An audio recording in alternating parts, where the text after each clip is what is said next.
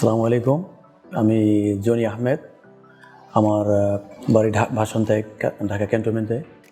আমি ইউরোপে থাকি। আমার টাকের সমস্যা, চুল পড়ার সমস্যা আছে 10 বছর থেকে।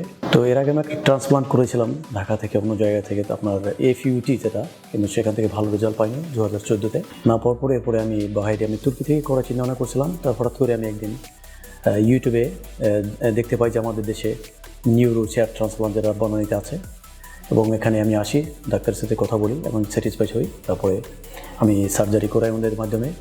আমি এখন পর্যন্ত রেজাল্টের যেটা আসছে সার্জারির পরে আমি খুশি।